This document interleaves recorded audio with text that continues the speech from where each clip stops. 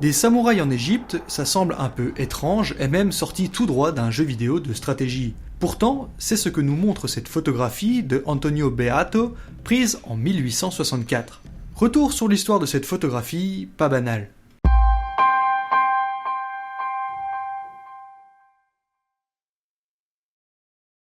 Cette photographie nous montre une troupe de samouraïs habillés en habits traditionnels devant le Sphinx d'Égypte. Et en effet, on peut se demander que font-ils là ? Il s'agit de la mission Ikeda, du nom du chef de la mission, Ikeda Nagaoki, et cette mission est la deuxième ambassade japonaise en Europe. Il me semble que le Sphinx il est en Égypte et pas en Europe. Oui, mais en 1864, le canal de Suez n'était pas encore terminé, ils ont fait une halte en Égypte, entre la mer Rouge et la Méditerranée, et ils en ont profité pour faire une visite. Alors, qu'est-ce que la mission Ikeda exactement ? Pour ça, il faut remonter un peu en arrière et explorer l'histoire du Japon. On ne va pas remonter trop loin, disons en 1854, 10 ans avant cette photographie. En 1854, il y a un énorme changement au Japon, l'ouverture du pays. Oui, sauf que pour comprendre l'ouverture du pays, on est obligé d'expliquer un peu pourquoi le pays était fermé. Il faut savoir que depuis 1641, le Japon avait une politique d'isolation, appelée Sakoke, littéralement fermeture du pays.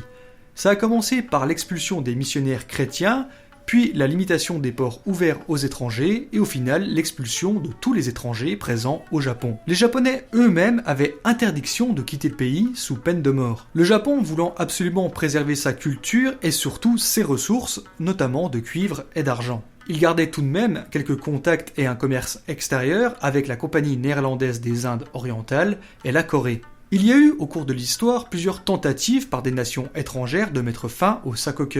Mais c'est donc en 1854 qu'il va prendre fin et pas vraiment du plein gré des Japonais. C'est Matthew Perry qui en est à l'origine.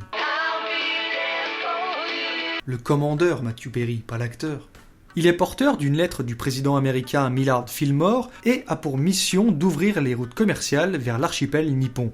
Il arrive dans la baie de Tokyo le 8 juillet 1853 avec ce que les Japonais appelleront les navires noirs. Les Japonais demandent au commandeur Perry d'aller s'amarrer à Nagasaki car c'est le seul port ouvert aux étrangers.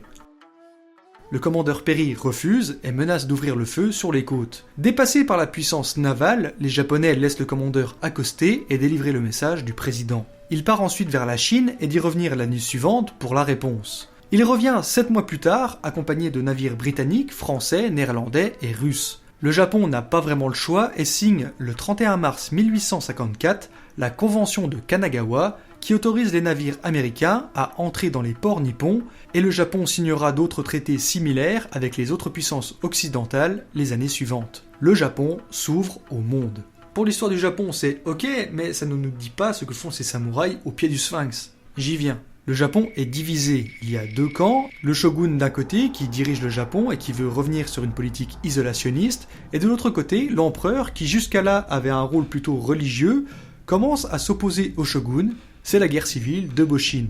Si vous voulez plus de détails sur le sujet, je vous dirige vers la vidéo de Nota Bene qui a fait un super épisode sur cette période du Japon. L'objectif de la mission Ikeda était de se rendre en France et en Grande-Bretagne afin d'obtenir un accord pour fermer le port de Yokohama au commerce extérieur. Cette mission est envoyée par le shogunat Tokugawa qui veut retourner vers sa politique isolationniste ou du moins réviser les accords. C'est un long voyage avec des escales à Shanghai, en Inde et au Caire. C'est là que la photographie d'Antonio Beato immortalise les samouraïs devant le Sphinx. La mission arrive finalement à Marseille et rejoint Paris. Les samouraïs rencontrent Napoléon III pour faire leur demande.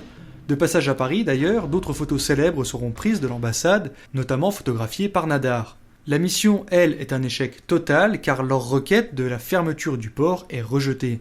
Les samouraïs rentrent au Japon le 22 juillet 1864, le Japon restera ouvert au monde, c'est la fin du shogunat et le début de l'empire du Japon et de l'ère Meiji.